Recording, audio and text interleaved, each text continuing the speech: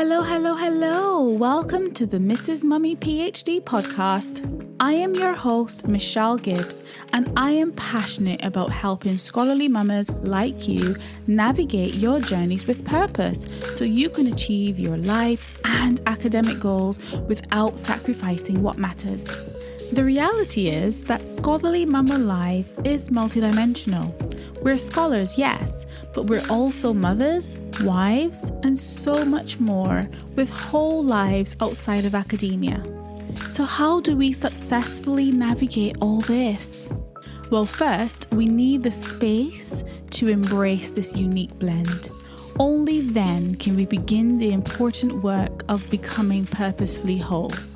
And part of my own purposeful work is to create a space for us as scholarly mamas to grow, to reflect, and to become everything that we were meant to be. So, mama, are you in? Fabulous. Let's begin. These are our journeys of becoming.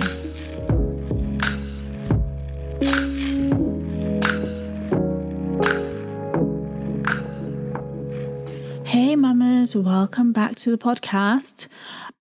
Today I want to talk about how we can best navigate this struggle of juggling your real life with your PhD life. And I want to share 10 essential mindset shifts that have helped me navigate that juggle as someone who's had all of her children, i.e. me, in academia. I understand the need to navigate this struggle purposefully because unfortunately, academia does not have the best reputation for being family friendly. Although there are some benefits like the flexibility and autonomy that comes with research work, it's very appealing to mamas like us who are balancing research life with the demands of real lives outside of academia. However, the pressures to rise to the top of your academic game can be so crippling at times, even for seasoned academics, let alone those at the early stages or at the beginning of their research careers. Pressures to secure competitive funding, publish in high-impact peer-reviewed journals, to present at seminars, symposiums, conferences, disseminate research findings, and, even for some, the teaching workload that comes with life in academia. And these sit on already heavy scholarly mama shoulders because, of course, at home, you've got a real life going on. And when you add marriage, motherhood, and other aspects of that real life into this cocktail, it's so easy to see how we as scholarly mamas can easily become overwhelmed. So I guess maybe they call it the juggle-struggle for a reason, right? But I digress. So let's just take a few steps back and think about why is it even important to navigate this struggle purposefully? Like why is it important to be able to do that well? In my experience in academia so far, I've learned that being able to navigate this struggle purposefully is essential for manifesting the staying power needed for the marathon that this journey is. And if you've ever made your favorite dish and it didn't come out quite right because perhaps you added too much of something or too little of something, you'll quickly appreciate the importance of balance. And in fact, I would even take this further to say that when there's harmony or disharmony in that mixture, you will definitely know. You'll definitely know. Isn't it funny how you only realize when there's too much or too little of something, but when each ingredient is present in appropriate portions, you can enjoy the mouth-watering outcome. Your scholarly mama journey is a little bit like that as well. Especially if you wear several hats in your non-academic life. Maybe you're a mom, a friend, a partner, a caregiver, a business person, whatever you are, all the hats that you wear, they each have a place on your journey. But work-life harmony is key to avoid burnout and overwhelm. The tips that I share in this episode are focused really heavily on changing and challenging your mindset. So I acknowledge that these strategies may not be for everyone. They're heavily based on my own experience. So please, I'm not saying that these apply to everyone, but as always, feel free to take what's doable for you and leave behind what does not apply.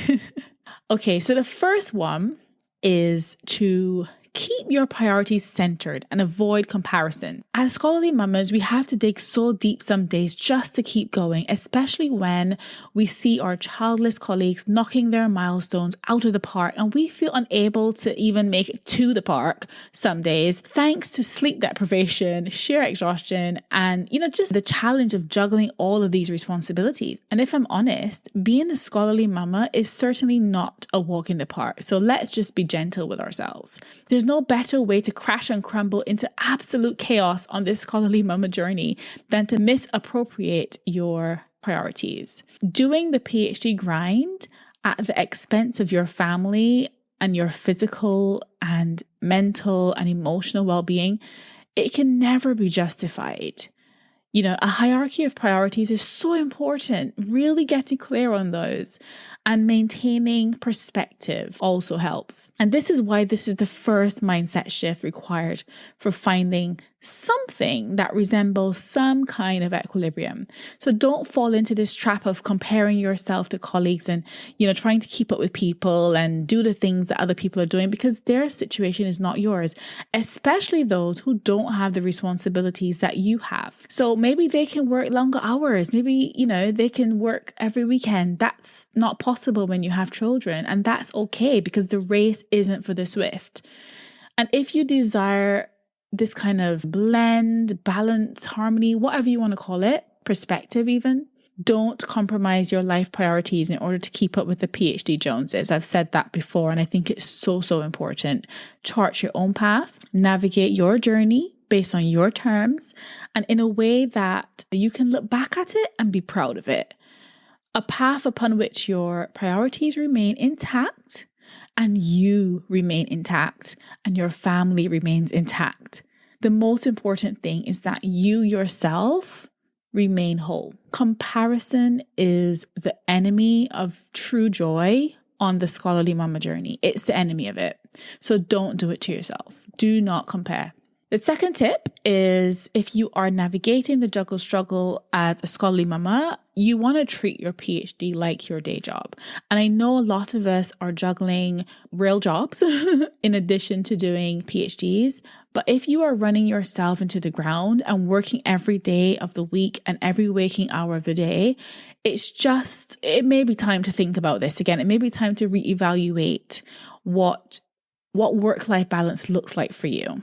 And like I said, you can call that harmony, you can call that blend, work-life harmony, work-life balance. The point is you need to define what that looks like for you. And so it's really tempted to sort of get into this student mindset where your PhD it takes over your life. I remember how I approached degrees in the past and how I've approached my PhD. They were so different. I was literally the overachiever, the high achiever, and just doing all the things. And because when I did my PhD, I was already a mom, and then I became a mom. I was a mom of one, and then I became a mom of three on that journey. I've had to really adapt my attitude to, what I'm willing to do and what I'm able to do physically, mentally, emotionally. I'm just not available to my PhD in that way that I might have been in the past. So, remember that you're also running a home, raising kids, you're building a marriage or relationship, and you're living a real multidimensional life. And so start by changing the way that you think about your PhD and treat it as you would any other job. Put in the work and the grind when you need to, but don't let it take over your life, because there are times that you'll have to work late or weekends unavoidably to push to a deadline or two. It does happen. It's happening to me right now, but don't let that become a habit if you want to avoid burnout and keep a sound mind. Okay, point number 3 is harnessing your creativity can really help you to navigate this juggle struggle. So sometimes doing a PhD can feel like we are losing a part of ourselves. Like the journey it's so long. I was talking to my husband the other day actually, and we were saying that, comparing what doing a PhD is like compared to doing something like a master's or a degree that's a lot shorter and a degree that has a lot less of an independent component to it. And it's very, very, very different. And I'll get into that sometime. I'll talk about what I think the journey's actually like. But it's a long slog at times. It really is. And you can become very weary and tired, even if you absolutely love your research topic. I love my research topic. Absolutely loved it. And I loved the journey and every part of that journey. But I will be lying to you if I didn't say that it was really, really hard. It was hard to stay motivated. It was hard to put in the work constantly. The critiques were hard. It's just an all round hard journey. And so when I think about creativity, it doesn't seem to really fit necessarily with scholarly work in many cases. But creativity, I used to think about it as it was something that you either had or you hadn't. But I've realized that we all have a creative flavor to us. We all have a creative side, but we deprive ourselves of the opportunity to tap into it. And so if you're looking for a way to reignite your motivation and revive that spark, tap into your creativity. For me, this was taking inspiration from my kids and writing my own children's book series. And if you are interested, you can check out my children's book series called Doodle Dozen at doodledozen.com. It's a lovely little series and it's all about being creative. And that was sort of my own version of tapping into that creative side.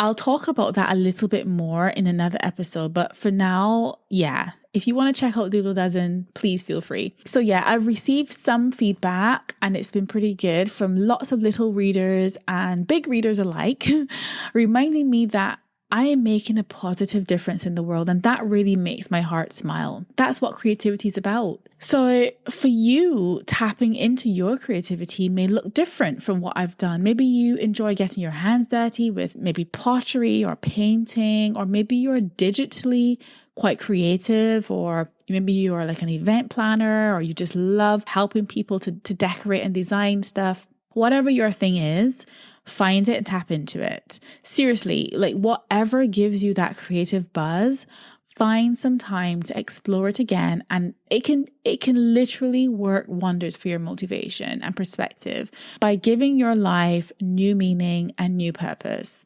I do believe that a fulfilled life is one in which various dimensions can exist in harmony with each other. If nothing else, harnessing your creativity will remind you that you are more than your PhD. And you know what? Creativity is contagious. That ignited spark of motivation will extend to your scholarly mama journey as well. And before you know it, you'll be out of that funk soon enough. Okay, so tip number 4 for navigating the juggle struggle. This is a big one. Let go of perfectionism. Trust me when I tell you, I have had to work so hard at this one. As a recovering perfectionist, I've had to accept that done is better than perfect, especially when it comes to my PhD. A fear of failure burdened me for many years, and sadly perfectionism doesn't only apply to our roles as scholarly mamas. We place so many pressures on ourselves to be perfect in academia, in motherhood, but mostly in doing both. However, to get through this PhD with kids, you have to cut yourself some slack and get over this perfectionism. The mindset shift that I would like you to consider here is that you don't have to be the best to have something of value to offer. You are so much more than that. You have so much more to offer your children, to offer your spouse, to offer your career, to offer yourself. But you can only do this well if you are yourself. And that means with all your faults and imperfections. Yes, imperfectly perfect. Remember that your PhD is just one of your journeys of becoming, and it's okay to not have it all figured out. If you have a supportive supervisor or advisor, if you're in the US, I know you guys refer to supervisors as advisors there, but don't be afraid to submit drafts of work for feedback, to just have a go at something and getting it wrong. You don't have to wait until you have a masterpiece, and you don't have to produce perfect work. Their comments will help you to enhance the quality of your work. Plus, the process of submitting helps you to push further along the journey and helps you to get on with the next task on your to-do list rather than over deliberating on a particular task. So if you want to find balance and perspective and a blend, harmony, whatever you call it, on this Scholarly Mama journey, you have to learn to embrace your imperfections. You're perfectly imperfect, and that is 100% okay. In fact, it's the only way to be at peace as you navigate this juggle struggle. Okay, so tip 5 is to stay true to your own nature. This is really critically important. I've been reading lots of books. If you want to check some of the books that I've been reading, they're on my bookshelf on mrsmummyphd.com. But one of the ones that was my absolute favorite was a book called Quiet by Susan Cain. I'll put the link to this in the show notes. And it explores the power of introversion in a world that favors extroverts. So I've always identified as an introvert, and, being the life of the party is simply not me. It's not my nature. I'm more akin to having a soft, quiet power which shines on its own. And it's not for a lack of confidence, because I am pretty confident in my abilities and I'm very internally self-affirming. But when I read that book, Quiet, I realized that I have a highly sensitive temperament and experience stimulation really, really deeply. And this is why I love deep, meaningful conversations. I'm less of the superficial, how is the weather kind of girl. Let's just get deep and let's not butt around and waste time. It also means that my interaction threshold is reached a lot quicker than others. So I get my energy from having time to spend in my deep thoughts. I recharge myself with some quiet time. I'm a lady of contemplation, akin to the reflective, cerebral, bookish, unassuming, sensitive, thoughtful, serious, contemplative, subtle, introspective, inner directed, gentle, calm, modest, solitude seeking, risk averse, thin-skinned, quiet type, according to Susan Cain's book. Go and have a read. Honestly, you won't regret it. It's a wonderful book. But I can also display extroverted attributes such as being sociable, assertive, and taking risk when necessary. So I guess it's a bit of a pseudo-extroverted type of behavior, which Susan talks about in her book. It's the ability of an introvert to display extroverted qualities when a situation demands it. But it doesn't change who I am and how I navigate this world. I am not ashamed of being an introvert. I truly value and make sure that I nurture my relationships, including spending time with my husband, with my kids, and close friends. And I also love to spend quiet time in reflection. For a long time, I used to feel guilty about not jumping on every opportunity to socialize, with other colleagues and stuff. However, after reading that book, I now know that being an introvert is actually my superpower. It allows me to process the world and connect on a deeper level with an eye for detail that allows me to see things that other people may actually overlook. This fuels my desire to seek meaning and purpose intentionally, and so much more than that as well. So if I am good with being me, you should be good with being you, and you should be good with me being me too. Whether I'm an extrovert, you're an introvert, it doesn't matter. Just do you. Whatever you do, don't let it hold you back from embracing new opportunities, and definitely don't try to be someone that you're clearly not. Be unapologetically yourself and stay true to your nature. Seek activities that align with who you are, and while you do that, remain open to reflection and self-development. When you have some time, I think there's a really nice TED Talk on the power of extroverts from Susan Cain, and I'll put a link on the blog as well. You can have a little watch of that. It's actually quite good. Okay, so point number 6 is to celebrate the little wins as a scholarly mama. So don't just celebrate the big wins, like, wow, I finished my PhD, great. But along that journey, there's been a series of actions that you've taken, risks that you've taken that have paid off, things that you have silently overcome. These are all wins. Celebrate them all. When you're juggling your PhD with family life, things can get really hectic. And if you're anything like me, your to-do list just keep getting longer and longer. And this is totally normal, but can become easily overwhelming. When we see our tasks as huge, insurmountable giants, this hinders our progress with even the smallest, most mundane of them. We become overwhelmed and burdened and unproductive all around. I have had to alter my thinking about celebrating these little wins because honestly, it's the only way to do it. If you are waiting for that big win, you've got a long time to wait. So just celebrate the little milestones as you go along, because in reality, it's still progress. I choose to focus on accomplishing one thing, that can be anything, on my to-do list. No matter how small it is, this gives me a boost of motivation that I need to tackle the next bigger thing. So I have learned to celebrate the little wins.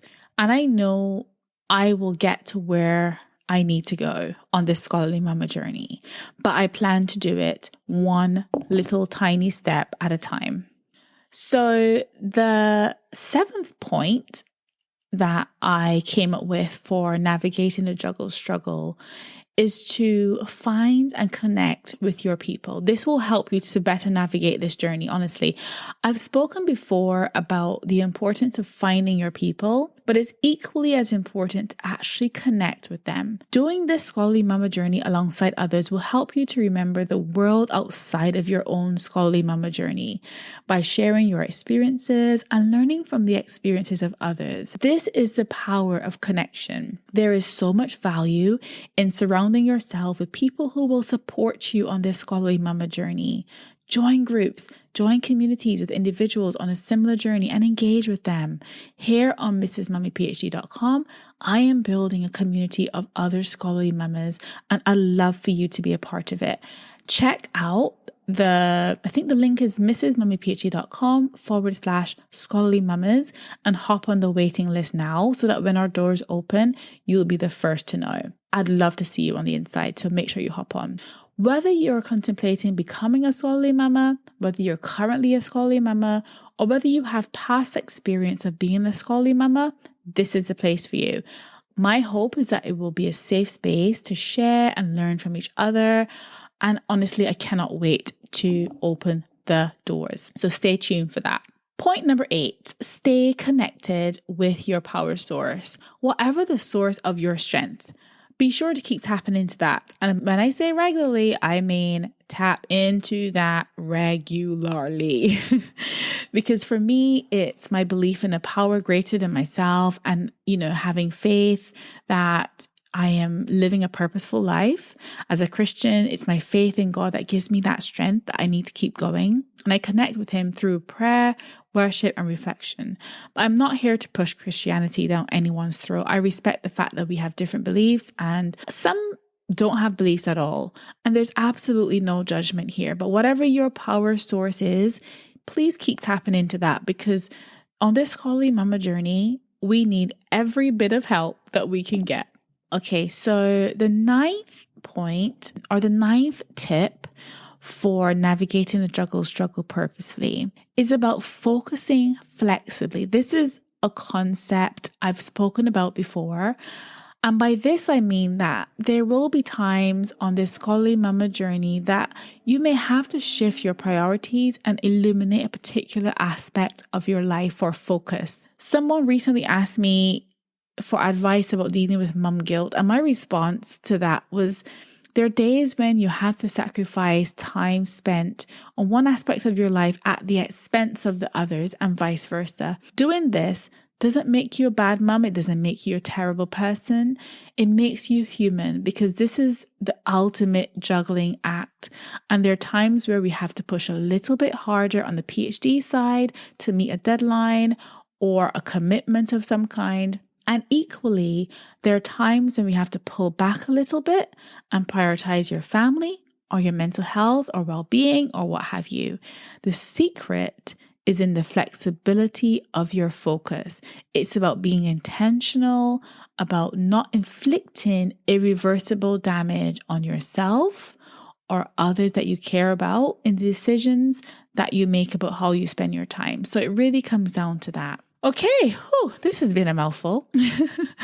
And so the final point that I wanted to make in terms of how you could navigate this juggle struggle purposefully is to let your why inspire you to quietly persist as a scholarly mama. And I think I've saved the best one for last because this is one of my best kept secrets about how I have kept going on my academic journey. It's my quiet persistence. It's my quiet persistence allows me to block out the noise of academia and allow me to focus on why I'm doing what I'm doing and to keep going with a slow and steady approach.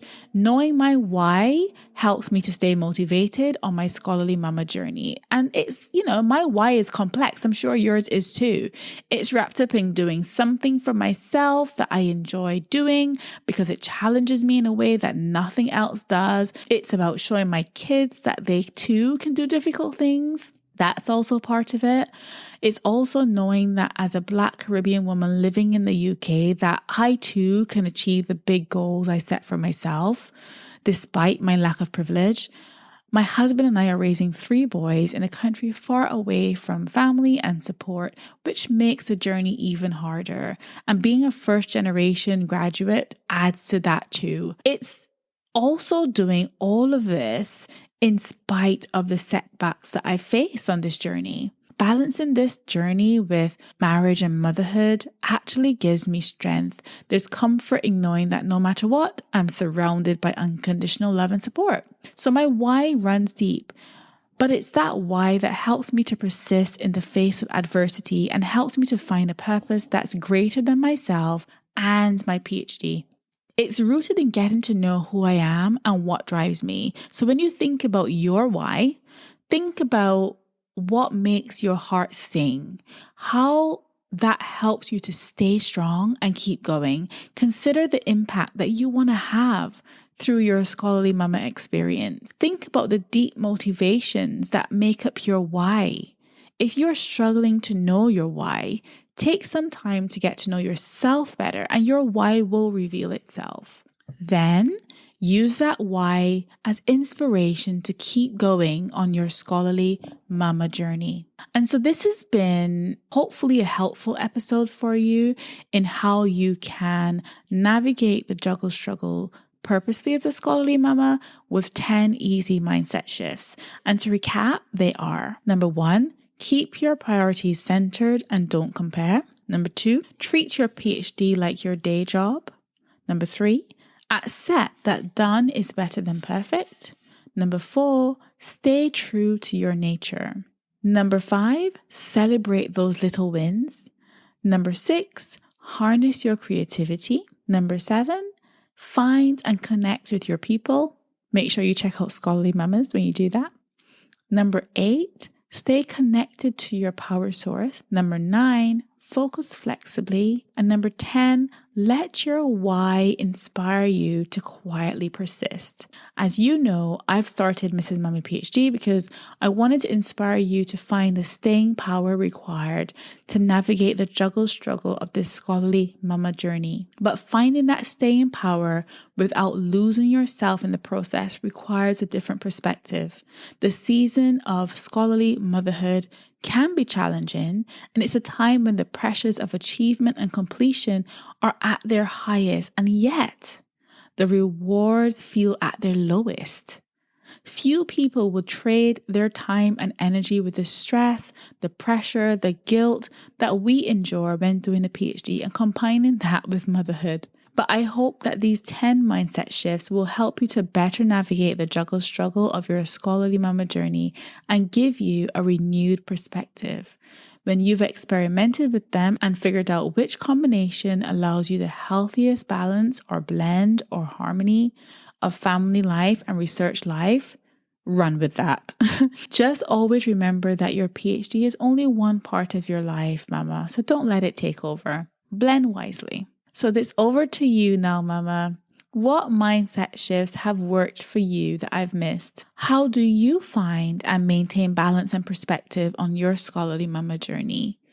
I'd love for you to share your tips, but remember, mama, these are journeys of becoming. So it's about learning. It's a process. We won't get it right always the first time. So keep going, keep trying new strategies. And yeah, don't forget to check out Scholarly Mamas. I really hope you enjoyed this episode, and I did enjoy chatting with you about how you can navigate the juggle struggle more purposefully. So until next time, I'm sending you lots of love and gratitude. Speak to you soon. Bye-bye. Thank you so much for tuning in to the Mrs. Mummy PhD podcast. I hope you've enjoyed this episode, and if you did and you want in on this movement, why not head over to mrsmummyphd.com. You can join the waitlist for our exclusive community of smart, purposeful, scholarly mamas. We'd love to see you on the inside.